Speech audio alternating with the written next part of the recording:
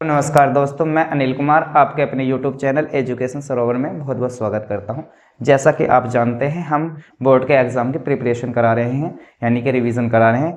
तो उसके लिए फिजिक्स की फर्स्ट क्लास है, जिसमें हम फिजिक्स के भाग 2 यानी कि वॉल्यूम 2 का फर्स्ट टॉपिक यानी कि प्रकाश की यानी ऑप्टिक्स के बारे में चर्चा करेंगे।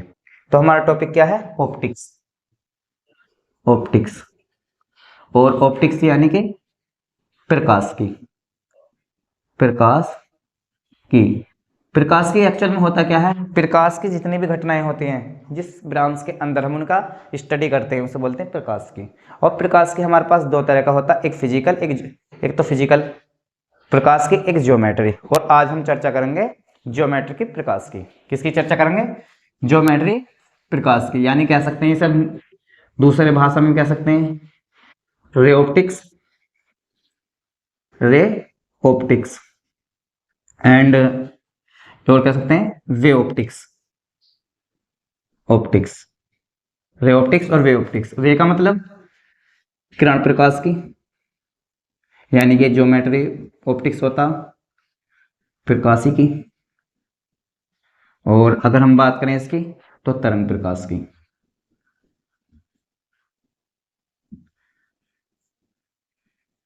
ठीक है, तो और आज हम चर्चा करेंगे रे ऑप्टिक्स में का टॉपिक है आपका प्रकाश का परावर्तन। प्रकाश का परावर्तन क्या होता है? जब कोई प्रकाश की किरण किसी चिकने तल पर टकराकर वापस उसी मीडियम में पहुंच जाए तो उसे बोलते हैं प्रकाश का परावर्तन। क्या बोलते हैं? प्रकाश का परावर्तन। यानी कि कोई भी ray of light in bounced on the smooth surface and moves the same medium is called reflection of light.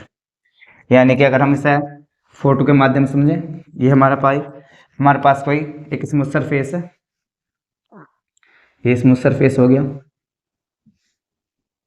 ठीक।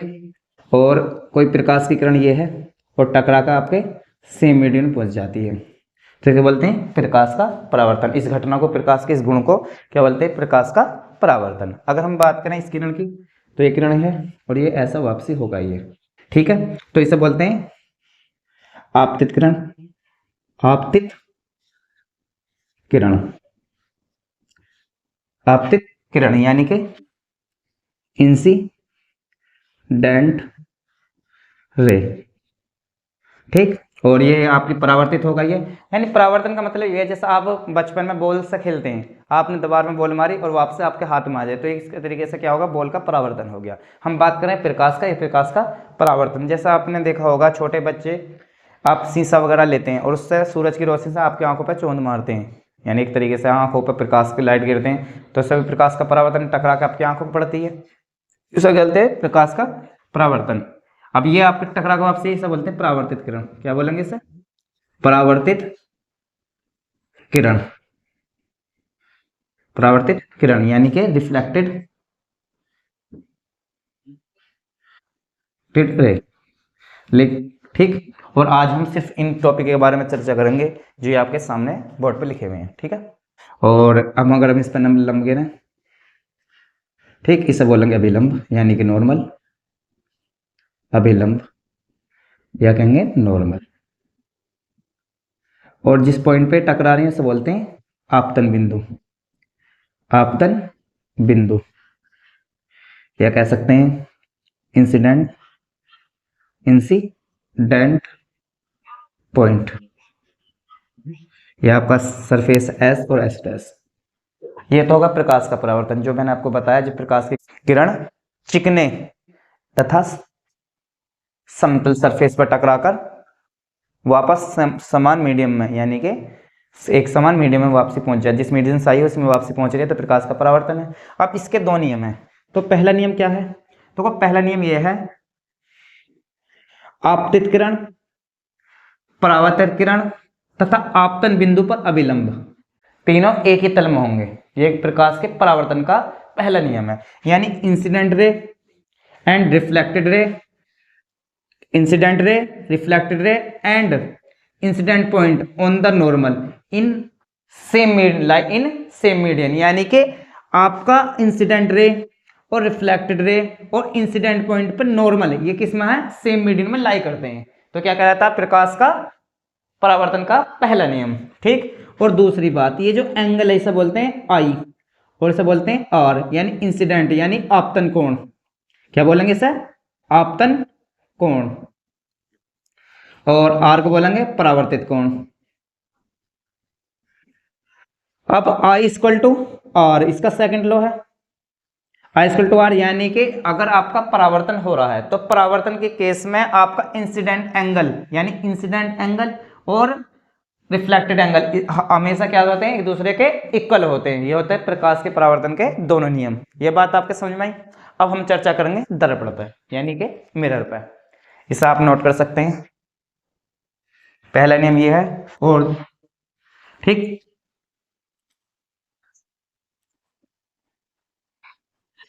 अब चर्चा किस पर करेंगे? दर्पण। दर्पण दर्पण यानी कि मिरर। मिरर एक इस प्रकार का चिकना समतल पदार्थ होता है। कैसा होता है? चिकना समतल पदार्थ होता है जिसके एक तरफ लाल ऑक्साइड का पेंट होता है, दूसरी तल क्या होता है इसका? परावर्तक तल। क्या होता है? परावर्तक तल। कहने का मतलब मेरा ये है कि आपके पास ये है या ये है और या ये है, तो एक तरफ तो ये तो होगा हमारा इस टाइप का, ये वाला तो होगा परावर्तक तल और ये होगा आपका लाल ऑक्साइड का पेंट। तो इस प्रकार के बने पदार्थ को या इस प्रकार के बने ऑब्जेक्ट को क्या बोलेंगे हम? मिरर। क्या बोलेंगे? मिरर। तो हम बात करते हैं मिरर। मिरर की डेफिनेशन तो आपने सुन ली, क्योंकि एक तो परावर्तक तल होगा और दूसरा होगा उसका अपरावर्तक, कह सकते हैं अपारदर्शी होगा। ठीक है। तो मैं अगर बात करूं इसके टाइप की, तो मिरर किस टाइप के होते हैं? दो टाइप के होते हैं। चलो मैं इसे लिख देता हूं। एक तल परावर्तक यानी कि ओनली वन नहीं only one surface reflected and another क्या होगा हमारा? Non reflected. तो ये दो टाइप के होते हैं, एक तो समतल और एक होता हमारा गोलीय। अगर हम समतल की बात करें, गोलीय। समतल क्या होगा आपका? प्लेन। ठीक है। और हमारा ये होता है स्फेरिकल। समतल क्या है? समतल दर्पण यानी कि समतल क्या होता है? जिसकी रेडियस ऑफ कर्वेचर कितनी होती है? इन्फिनिटी। क्या होती है? रेडियस ऑफ कर्वेचर इन्फिनिटी होती है। वो क्या कहलाता है? आपका समतल दर्पण। जैसा कि आपने देखा होगा नाई, यानी कि आप बाल वगैरह कटवाने जाते हैं तो उनके नाई है या आपका चेहरा देखते हैं, हमेशा हम समतल दर्पण का यूज करते हैं। ज्यादातर किसका करते हैं? समतल का, जिनकी रेडियस ऑफ कर्वेचर क्या होती है? इन्फिनिटी। यानी कि जैसा कि इन्फिनिटी क्यों होती है? जैसे आपके पास ये है, ये आपके पास एक क्या है? दर्पण है।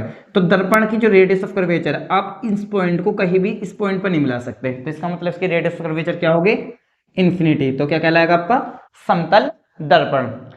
क्या कहलाएगा? समतल दर्पण। और हम बात करें स्फेरिकल की, स्फेरिकल आपका दो टाइप का होता है। कौन कौन सा? उत्तल और अवतल। उत्तल और अवतल। उत्तल क्या होता है? यानी इसे बोल सकते हैं कॉन्वेक्स, इसे बोलते हैं कॉनकेव। कॉनकेव। अब उत्तल किसे कहेंगे? यानी कि इस प्रकार का मिरर या इस प्रकार का दर्पण जिसका जिसका परावर्तक तल जिसका परावर्तक तल कैसा हो? उभरे सिरे से हो। कहने का मतलब मेरा यह है जिसका परावर्तक तल कैसा हो? बाहर हो, यानी रिफ्रैक्टेड सरफेस किस तरफ हो? आउटसाइड। वो क्या कहलाता है? आपका उत्तल। अगर हम बात करें अवतल की, तो अवतल का क्या केस है? जिसका परावर्तक तल कैसा हो? अंदर, यानी इनसाइड। कैसा हो? इनसाइड। तो क्या कहलाएगा आपका? अवतल दर्पण। ये बात आपके समझे? उत्तल दर्पण जिसका परावर्तक तल आउटसाइड हो, अवतल का जिसका इनसाइड हो, तो क्या कहलाते हैं हमारे? ये उत्तल कहलाएगा, ये अवतल। क्यों? क्योंकि इसका परावर्तक तल अंदर की तरफ है, इसका बाहर की तरफ है। या कह सकते हैं जिसका परावर्तक तल उभरे हुए सिरे से हो और इसका दबे हुए सिरे से। ठीक है। तो क्या कहलाएगा हमारा? ये उत्तल और ये अवतल। ये बात आपके समझ में आई। अब बात करते हैं इमेज की बात करते हैं। देखो इमेज क्या होती है, किसी दर्पण के सामने अगर हम कोई ऑब्जेक्ट रखते हैं तो उस दर्पण में उसके जैसी आकृति बन जाती है, तो उस आकृति उस ऑब्जेक्ट की क्या कहते हैं, प्रतिबिंब कहते हैं, यानी इमेज कहते हैं। ये तो होगी आपकी व्यवहारिक लैंग्वेज में। अगर लेकिन हम बात करें जब कोई वस्तु से जाने वाली प्रकाश की किरण परावर्तन के पश्चात किसी दूसरे बिंदु से टकराए या टकराती प्रतीत हो, तो हमारा कहता है उस बिंदु पर उस वस्तु का क्या कहलाएगा, प्रतिबिंब। क्या कहलाता, प्रतिबिंब। अगर टकराती है तो बनेगा हमारा वास्तविक यानी रियल, अगर प्रतीत होती है तो क्या कहलाएगा आपका आभासी यानी कि वर्चुअल। ये बात आपके समझ में आई। तो हम बात करेंगे इसके कुछ टर्म्स हैं, दर्पण संबंधी परिभाषाएं, उनके बारे में हम चर्चा करते हैं। देखो किस प्रकार से, सबसे पहले बात करते हैं वक्रता केंद्र की। किसकी बात करेंगे, वक्रता केंद्र। वक्रता केंद्र यानी centre of curvature, centre of curvature.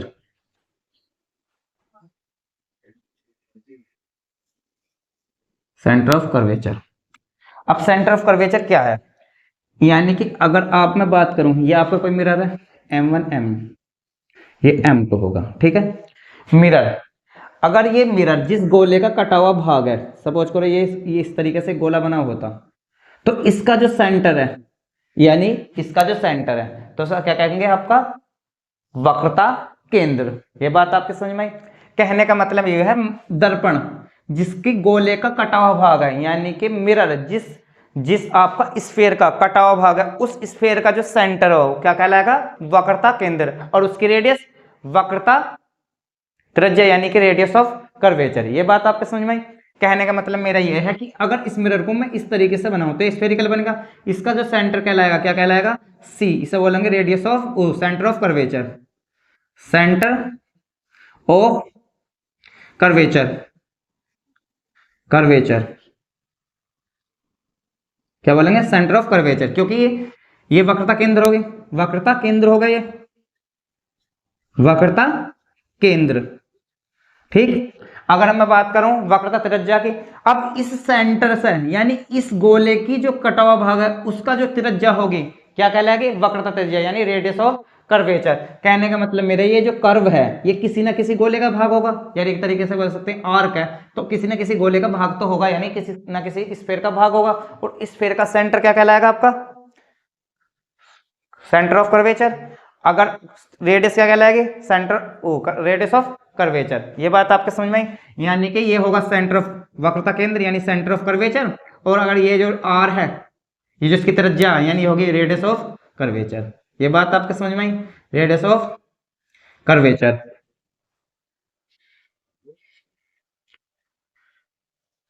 Curvature, ठीक। और हम बात करते हैं पोल की, किसकी बात करते हैं, ध्रुव की, ठीक है। ध्रुव एक्चुअल में होता क्या चीज है, ठीक। ध्रुव, ध्रुव क्या होता, जैसे आपके पास ये मिरर है, ये M1 है और ये आपका क्या M2, तो हम किसकी बात करेंगे, पोल की। तो पोल क्या होता, यानी कि ध्रुव यानी पोल, पोल। तो अगर मैं बात करूं पोल, तो यानी कि आपका ये जो पोल है, ठीक है, ठीक।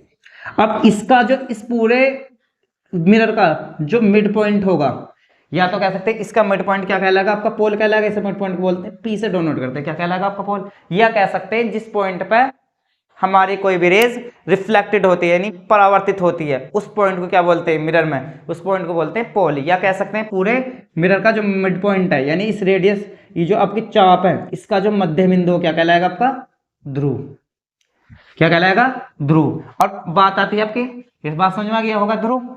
अगर मैं बात करूं मुख्य अक्ष की यानी प्रिंसिपल एक्सिस की, मुख्य अक्ष, ठीक, यानी प्रिंसिपल एक्सिस, प्रिंसिपल एक्सिस की बात करता हूं, ठीक है। प्रिंसिपल एक्सिस क्या होता है, ये मैंने अभी बताया, ये क्या होगा, यहाँ पे इसका सेंटर होगा यानी सेंटर ऑफ कर्वेचर होगा, तो इस सेंटर को इस पोल को मिलाने वाली जो लाइन है उसे क्या बोलते हैं, प्रिंसिपल एक्सिस। और जितने भी ऑब्जेक्ट होते हैं हम किस पर रखते हैं, प्रिंसिपल एक्सिस पर रखते हैं, और जितनी भी डिस्टेंस नापते हैं किससे नापते हैं, पोल से, और जितनी भी ऑब्जेक्ट रखेंगे किस पर रखेंगे, प्रिंसिपल एक्सिस पर।